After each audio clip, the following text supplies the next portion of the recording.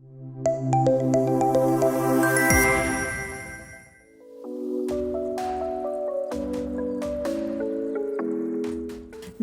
ladies and gentlemen, it is a time for panel 1 discussion. And the topic is New Age Technology, a Boom to E-Learning. So for this, I would like to request and call upon stage our panel speakers, Professor Dr. B.S. Satyanarayana, Vice Chancellor, D.Goenka University. He is the session moderator. So ladies and gentlemen, please welcome him. Now, I would like to call upon stage and we welcome Professor Dr. Madhu Chitkara, as we have welcomed already. She's the Pro-Chancellor, Chitkara University. Mr. Kunwar Shekhar Vijendra, Chancellor, Shobhit University. Dr. Sunil Rai, Chancellor, UPES, Dehradun. Dr. Pankaj Mishra, Pro-Vice Chancellor, Glocal University. Please welcome, with a big round of applause, all our panel speakers. As I have told you the topic is New Age Technology, a Boom to E-Learning. So let's begin the panel 1 discussion with all of you. Good morning, everyone, or rather, we are already nearly into the lunch, so good afternoon. I'm sure you've all been hearing wonderful things about education and the opportunity. And now, I have the privilege of having a wonderful panel of experts covering all aspect of diversity that touch technology.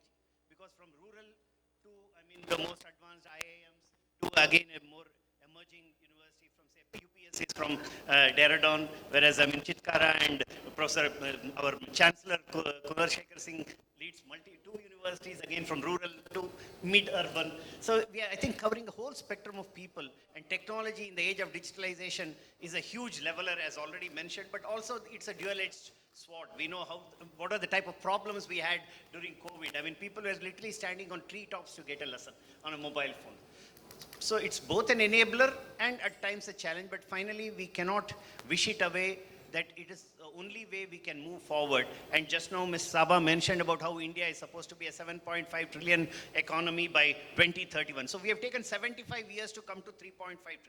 But in another 7 years, if we have to go to that 7.5 trillion, in this era of knowledge economy and also when skill has to be coming together, it can only happen with the knowledge system or the universities, and the universities leveraging all the technology that they can, because it's in a way more inclusive and more democratic than any other process. And it is already reducing the divide that India is able to leapfrog on many technologies. So it's this context that we want to sort of discuss, and just to set the point, I just will take another minute and then hand over to our experts to say what the key points that we want to convey. As you said, part of the context was we are going to be 7.5 trillion.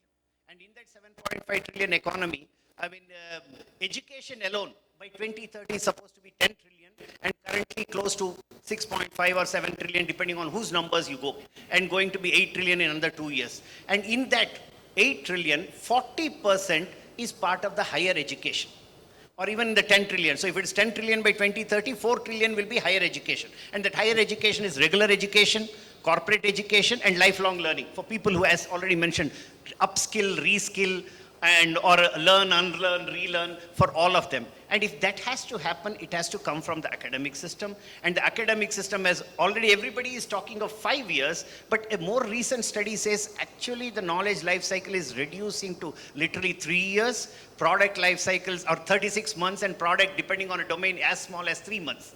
So in this context, we are in a most unenviable task. When you look at a teacher's lifestyle or a faculty's life cycle of activities, they are supposed to do teaching, research, and service. And they were only talking of other jobs of 5-10 skills. a teacher or the administrator who is delivering the teaching or facilitating an institution has to look at least 30 to 35 skills. Nobody has such an unenviable task of delivering so much together, and that can only happen because we are all learning. We are in the age of learners, so the teacher and the taught are learning. We are the facilitators, and so we are learning on the job, and on that job learning without technology is going to be impossible. I'll just take another few seconds. This technology has to be now incorporated with a vision. First of all, starting with the vision of the institution, then bringing it into the teaching block, and then bringing it into the other services that say from the government to industry, all of them. So it has to be a seamless integration of knowledge and skill with all these building blocks contributing to each other. Only then the pace at which change has to happen can happen.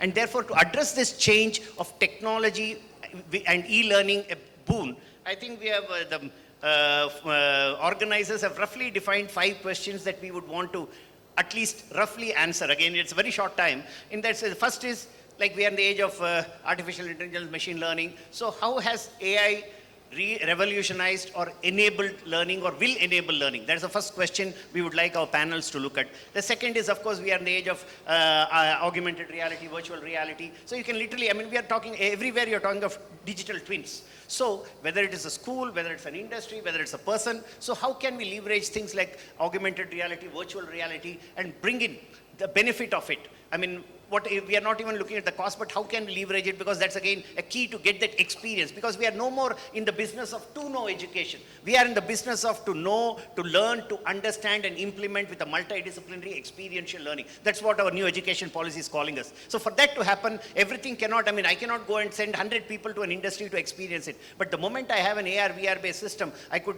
give them a complete overview of a whole factory, process, production, testing, management, I mean, anything, or even look at simulation based. So a lot of things can be, with haptics and all that coming in, wonderful things can happen. So AR, VR to be leveraged. And the next part we are looking at is how to access this e-learning platform and all the MOOCs and other content. Because finally, without access, having all of them is irrelevant, and access to all. Because as just now we are talking, India today, as per iShare report, has roughly about 350 million people in education, school and higher education, 38 to 40 million in higher education. And this is going to be 600 million in next 10 years. And so that means higher education, again, as I said, as a higher education institution, we are looking at not just our own regular first-time learners, but equally corporate and all the lifelong learners, whoever, whether from 6 to 60, who wants to get education, either for business, personal, whatever reason. So that we will have to deliver. And so that has to be, now how do we ensure this access to all this e-content platform, MOOCs learning? And so, then the other is, what are the challenges and opportunities? How are we looking at it? What have we done so far?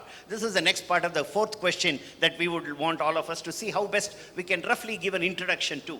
And last is actually, in what way has tech helped?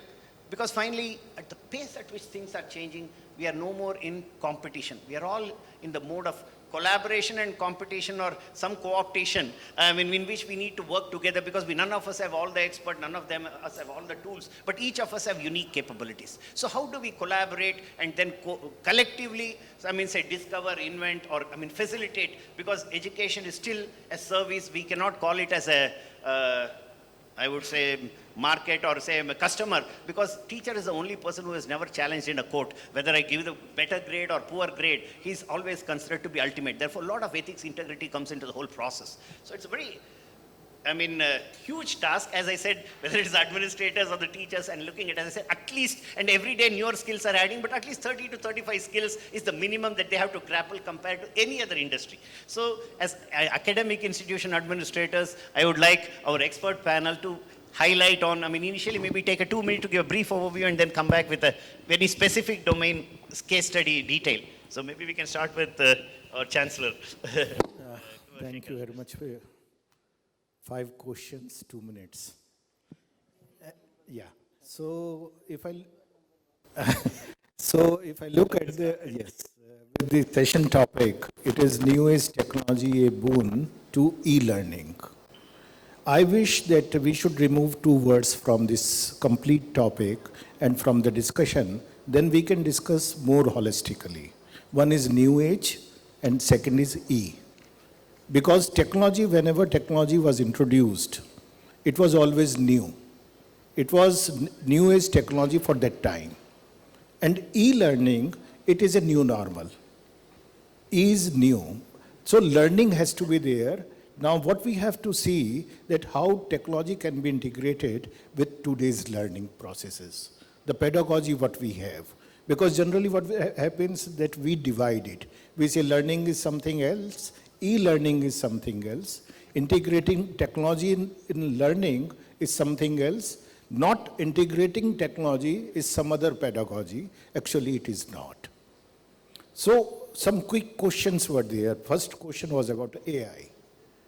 I personally have experienced for 15 days, I was an intern of ChatGPT. I wanted to learn. And now ChatGPT has become my intern. I use it. So, thing is that how I use it. There are challenges always with every technology. Even if I have a good car, which can have a speed of 300 miles a kilometer, an hour. Challenge is there also, how I'm using it. Second, like as skill sets required in the industry are changing fast, we are talking about experiential learning. AV, all these things, yes, they can be helpful, but how much? Experiential learning, what we think and what we decided, that all 100 students of my class should have the same experience, same thing they should learn. We forget that every student is having a different aspiration. Now times have gone when we will say some company came and they took 2,000 students from my university for X job. You talk to the students today. Things are changing very fast. Somebody want to become an entrepreneur, somebody want to have a startup. They do not want to learn everything. Experiential learning does not mean that I will use a technology, I will force everybody to experience which they may not be looking forward. So that also has to be seen. Third, what are the challenges and opportunities? Opportunities are there that, as I said in the morning also, equitability is there, transparency is there, possibilities are there. We can fulfill the aspirations using technology of those where we cannot take a good teacher to a village. We can provide an opportunity through these e-learning platforms to those who never had a possibility to learn from the study material of Harvard, Oxford, using Coursera or edX, or maybe Swim. There are a lot of possibilities. It means we can give the best to everybody, irrespective of the location, irrespective of many other challenges what they may be having. And what are the challenges? Challenges are that a lot of information is available, which we think sometime that this information is knowledge, and which is not. Quality is a challenge, quantity is there. Filtration is a challenge, mentorship is a challenge, hand-holding is a challenge. And the most important challenge today is that we, those who are sitting here, academia I am talking about, we have to change our mind. From teacher, we have to become co-learners.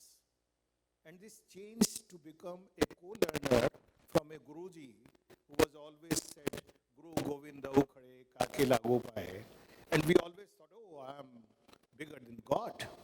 What I will speak, what I will teach, what I will tell is truth. Nobody can ask me a question. Now this mindset change is the biggest challenge.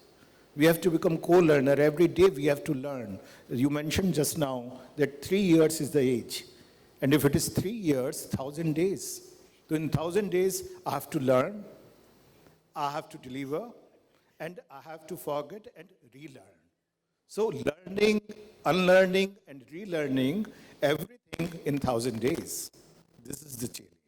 It means we need to have a fluid skill mindset, which was never told to us. We never heard about this word. So these are the things. It is wonderful that we are talking about it. Technology is a boon for learning. There is no new age technology for me, and there is nothing called e-learning. Learning is learning actually, whatever way we learn it. Thank you very much.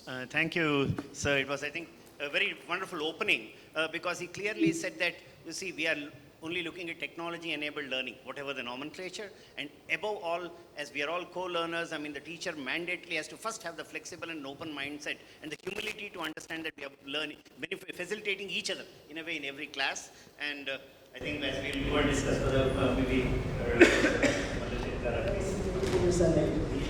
So I think just continuing with the Shekharji, that I always say that change is the only thing which is constant. Since we say that it is always constant and change is there, Kumarji was saying that whenever there is a learner, so if in a class you are teaching and you say that all are of same ability, it's always a mix of the ability sitting there, and the benefit of it and the technology using is they can learn on their own. So they can take their own time to learn the concepts because the technology is with them, the tools are with them. The only problem attached to this is a challenge. The mentor who was to give that knowledge to the mentees, he is not well equipped.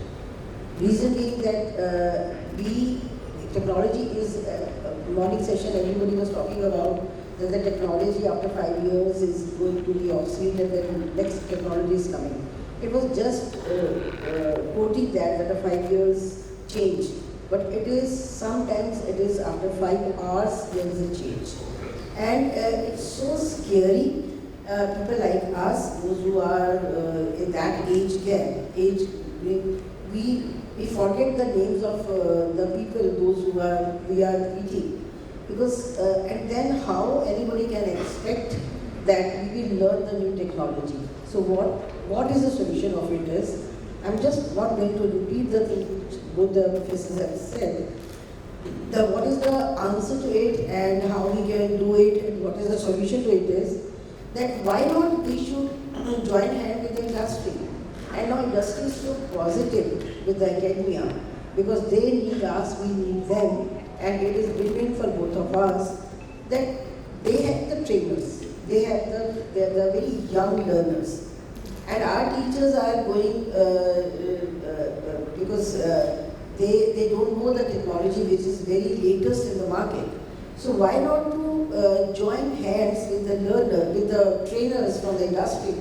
And we have experimented in our university, Chitkara University, that we call the trainers from the industry, we ask them that this is the latest. When Python came, I asked some of our alumni to come to the campus when they were free and during their summer vacations, and it was win-win for them. They were earning and giving something back to the alma mater, so they came to us and they said that we will train our teachers. Some of the teachers were very, they were not very okay with it, that from our mentee we are going to learn. So I requested them that I will also be a part of it. Let us sit and just enjoy what the mentee is going to tell. And that experiment was so well received by all the mentors. And from there onwards, we thought that why not to talk to the industry also. So I think when there is a challenge, there is always a solution. And for that, all the latest technologies, we can talk to the industry. And they are the only saviors for us, because technologies are developed by them. And they're very smart. Sorry if industry is sitting here. They are very smart. They give always challenge to the academia कि आप आ जाओ बेटा line में, क्योंकि आप अपने आप को बहुत बादशाह समझते हो एजुकेशन देने के. We have given you a challenge. अब चैट जीपीटी दे दिया, अब हम जैसे लोगों को इनको स्टूडेंट बनना पड़ गया. बात फर्क है कि he is very smart that he has made him your slave. But I was going to Bangalore and meet one of my colleagues sitting here. We were there and they said that the T20 and I was not going that way. Actually, this is a true confession. ChatGPT, I was just going through it and I was just listening that I have to collect the data, maybe in some of the panels I have to talk about it. My background is mathematics, I am not from computer science.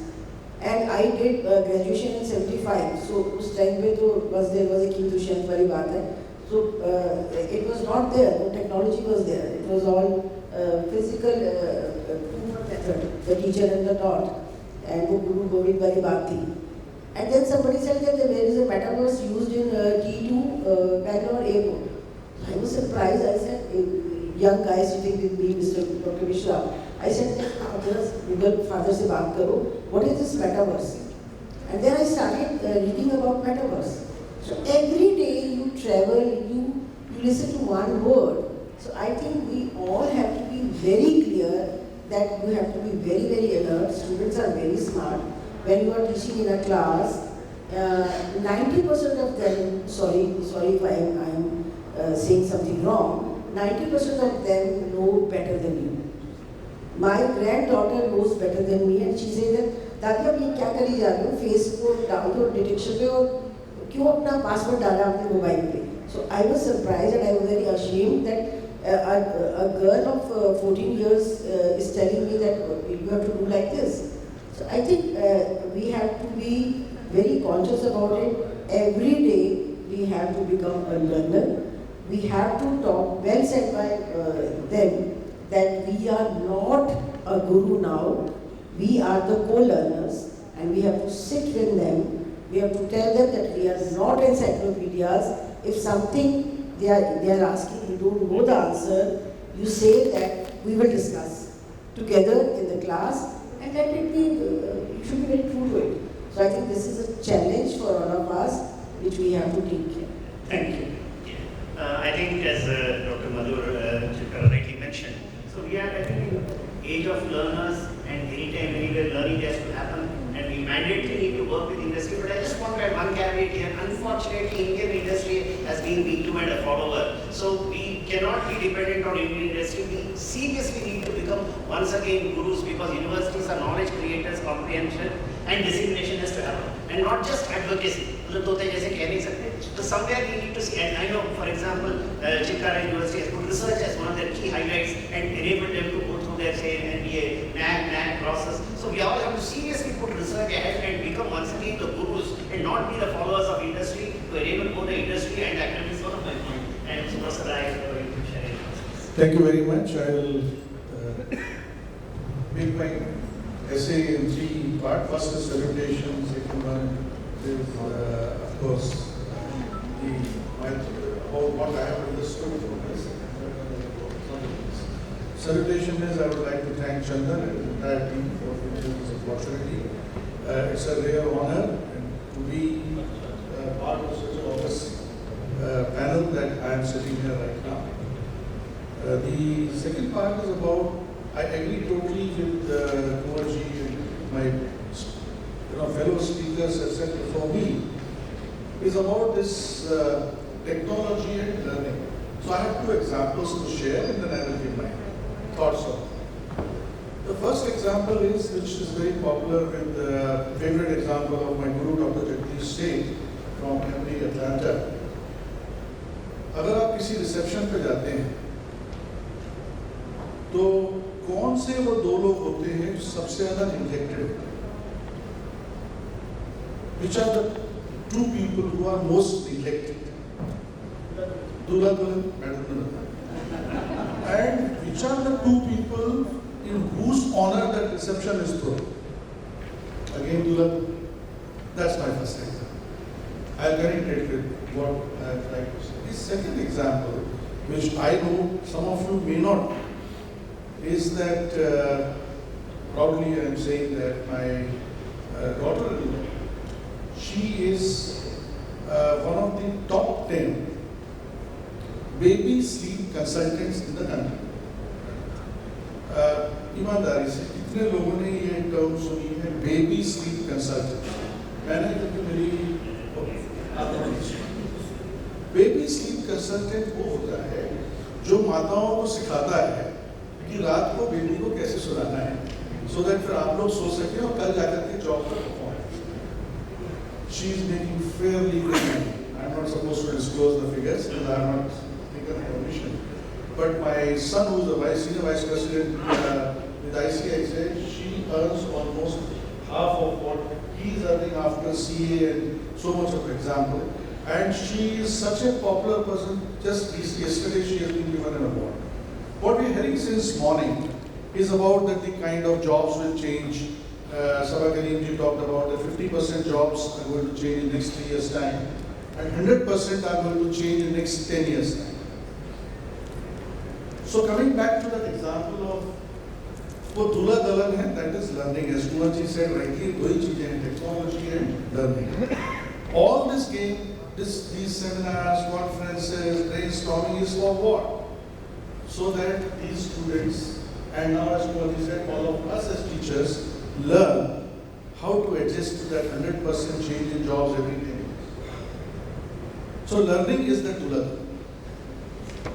And now coming to the technology. As Madam also, technology is changing every 5 minutes sometimes. ऐसे situation में क्या करेंगे आप? So is there a right technology? Is there the best? Is it metaverse? There are many fads which have come and gone, and they keep coming and going. So with these two scenarios, that things are changing so fast, I have the following suggestions to make. Number one, what is important is context. If my daughter-in-law understood the context, this is the problem, and therefore she could find a solution. She has developed her own framework, some which have come from psychological background, etc., etc. She has developed her, but she understood the context. These contexts will keep on changing very fast. So in that game of technology, it is not important, as CEOs walking on the golf course 20 years back used to say, I have the best business. Why? Because it runs on SAP, which means SAP is more important than running the business. It is not the tools, it is the context. So first is, I think we as co-learners have to understand the context. The second aspect is, there is no one single technology. And therefore there has to be a technology mix or a portfolio of technologies. It is not important that I can do only that with this technology. You have to find for your context what is the right technology in the right mix, depending on your budgets, depending on your skill sets, and then choose the right technology mix. This is the second suggestion I am giving. So don't lose sight of context. Context is very, very important. Because don't teach a farmer AI which is not relevant to the farmer. There is relevance of AI to the farmer. That's the context we need to understand. And then pick up the right mix of technology. And third one is, please measure the outcome. I have used this technology, I have used this framework. Has the outcome come? What is the point of using the best of the technology, the best of the frameworks, and the output is zero? And so these were the few suggestions that I wanted to make. Thank you. I think it was wonderful, as you said clearly, that it's the context that is critical. Any knowledge has to be with a multidisciplinary approach, be used in a relevant context, and more importantly, not be a slave to the technology, but use it more efficiently. That's a key requirement. And Prof. Pankaj, Mishra, can you just elaborate on your thoughts? Right. I know the time is very short. Thank you so much. It's really a great honor and a dream come true situation for me, sitting with the 3 chancellors, 1 vice chancellor, and myself, Dr. Pankaj Mishra. I'm from Glocal University. First time came to this kind of event, and this panel discussion is now focusing, and I have seen the many other panel discussions also on the e-learning technology. So कल एक बात सिखाई आँखों की नीर ने, इंसान को पीर बना दिया इंसान की पीर ने, और जो देख रहा था चिड़ियों को चुगते हुए दाना उठा के फेंक दिया उस कटोरा उस फकीर ने. कोर्सेरा और बहुत सारे ऐसे जो एडटेक टेक्नोलॉजीज की if we are talking about, ultimately these are flooded with the technologies and edtech solutions after the pandemic COVID-19. And if you completely rely on this, e-technology, e-learning tools, Coursera and other, platforms for, and you understand that students will learn everything using that particular skilling course, or you can see that those who are talking about the, edtech platforms and other things, they also knows the actual success story. Maybe around, I'm not having exact statistics, but around 11% is the success ratio of the course completion by the individual students without any mentor. So mentor and the teacher's role will always be there, whether the technology is going to come, whatever it is going to do. Since morning, many people, and we all are, I'm also learning the ChatGPT is giving many good solutions. But every time, anybody can identify that this matter has been written by ChatGPT. Because it is using mathematics algorithm at the end. And algorithm will always be same. The fundamental things are always same. So most of the time, you are getting the solutions at one go. It's really good with the technology. But I personally believe that technology will help us to move ahead, but again, there are some requirements. Number one, the reskilling of our faculty members, whether our faculty members are really able to learn. And number two, revisiting the curriculum. The industry is moving at a very fast pace, so whether our curriculum is also ready to adopt that technologies is very important. But since we all are, education institutions are running in a blind race of accreditations, Sutter ranking, NIRF ranking, NAC ranking, QSS star ranking, many other rankings. So most of the time, I personally believe that faculty members are not getting much time to focus on their research part and their actual learning and all. So that also needs to be taken care. That's my take. Thank you, sir.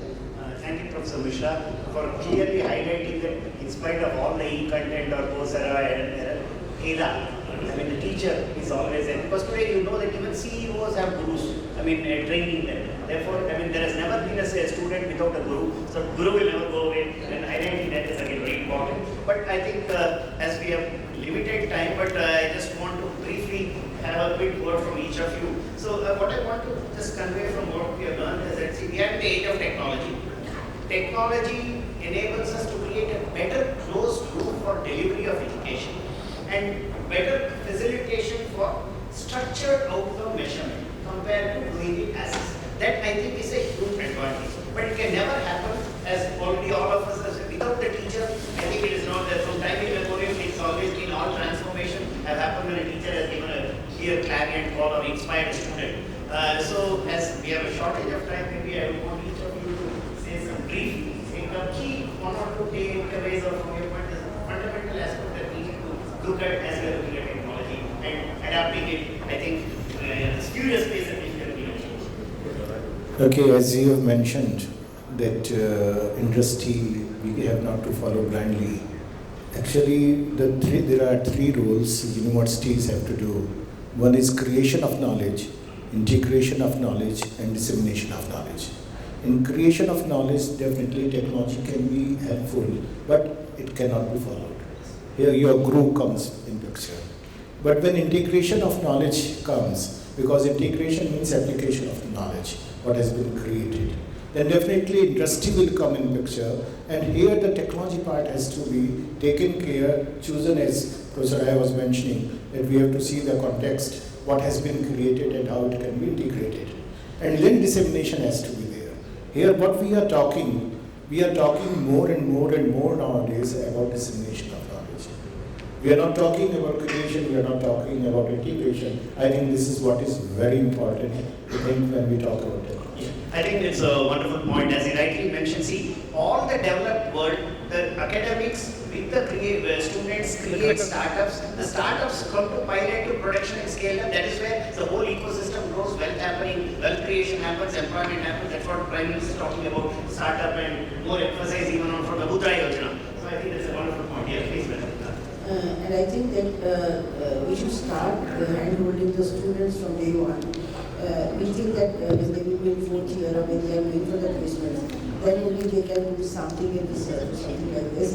But if we make them a part of the research component from day one, they will start learning, because when they do, normally people say that teachers have to teach, or the people who are doing the research, there should be a different vertical to be followed. But the person who is doing some research, they become very inquisitive. And when they become very inquisitive, they start searching for the solutions. So the outcome of that is that when we make that path for the students, we have started with a department, it is CURIN, Chitkara University Research and Innovation Network, and where we started handholding the students from day one when they joined the university. And he said that those who want to do some research, and the outcome was that already there are many startups, those who are giving employment to others. And they are using the technology which now we are using in the universities again. So I think that ecosystem we have to start and working on. Yeah, I think as you rightly mentioned, so the key is as academic leaders with the foundation post bring in the innovation of day-to-day contextual local to international or state-of-art development that leads to innovation, because all the major leading industry, whether you take Google, Microsoft, or even the AI leader who has now joined Microsoft, see, they are all school dropouts. They were excited by that teachers to start something, and then they dropped out and created great tools. So, sorry, sir. Never say. But we don't want to be school dropouts yes, in Indian context. Sir, in front we should of avoid your that. students, never give these case studies. It becomes, they become, because वो लोग भी तो बिना पास हुए चला रहे हैं. You are right. So please don't say. No. All I said was in terms of the teacher exciting them to get that idea in their assignment and projects, which led them to start, but let them incubate the whole company by finishing their program. Please, Professor Ryan. Just two things. One is, basically I'm talking about measurement, as Dr. Satyanarayana talked about measurements. First one is measurement about technology. I think we should all get back and see what all technologies, just make a list and just put a percentage of utilization. And if your percentage utilization is 2 figures, add yourself. It will be very, very difficult for you to have any kind of a technology that you are using, which you are using. So please make it first double figure and then at least come to 25 to 30%. So that's first part. The second part of measurement is how well we have used the technology for learning, as Guruji talked about. My measurement for it, just find out how many of your students have become entrepreneurs. The percentage of your students become entrepreneurs is the measurement of your success. Thank you. Yeah, wonderful. I think finally, as we said, we are talking of outcomes and outcome. Therefore, the whole education has to be designed with a well-defined metrics for assessing outcomes, and for that's why formative learning has been emphasized. So at every stage of learning, assessment ensures education, learning, knowledge, and outcomes happening, and then it should lead to entrepreneur, whatever outcomes. I think it was great and Professor Mishra. Yeah, very well pointed, sir. Skilling, new education technology, new education policy, many things are coming up as a buzzword, but the actual reality is what we all need to work at the ground level for, and to really think about the faculty and the students, whether they are able to cope up with the new technology. Then only it will be a boon to e-learning and the actual learning and relearning. Thank you very much. I think we are supposed to be a 1 hour panel discussion. It was reduced to 30. We have just taken 2 minutes. Ideally, we should have finished within 30, because that's what we have to also teach, because working within time. But sorry, we are short by 2 to 3 minutes. But I think we still had a very exciting discussion. Thanks to all the wonderful panelists for the great side. As this is a catalyst for you to start thinking. I mean, most of these panel discussions everywhere. And once again, thanks to Mr. Chandan and the Acromedia team for giving us this opportunity to interact, learn, and also share some of our thoughts. Thank you very much.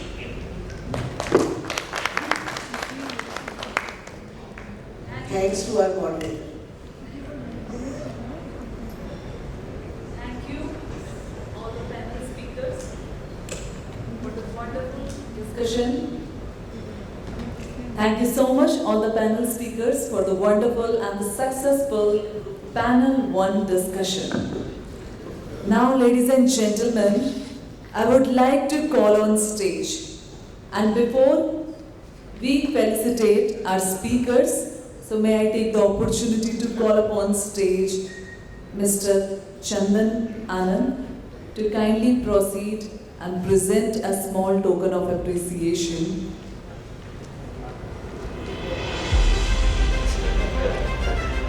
Professor Dr. B.S.Satyanarayana, Vice Chancellor, D.Goenka University.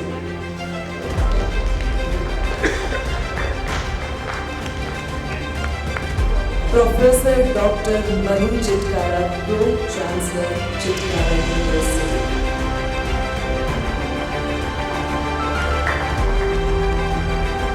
Mr. Kunwar Shekhar, Vijendra, Chancellor, Shobhit University.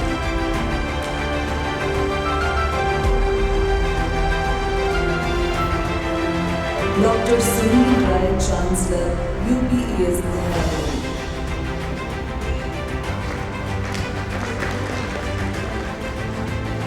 Dr. Pankaj Mishra, Pro Vice Chancellor, Glocal University.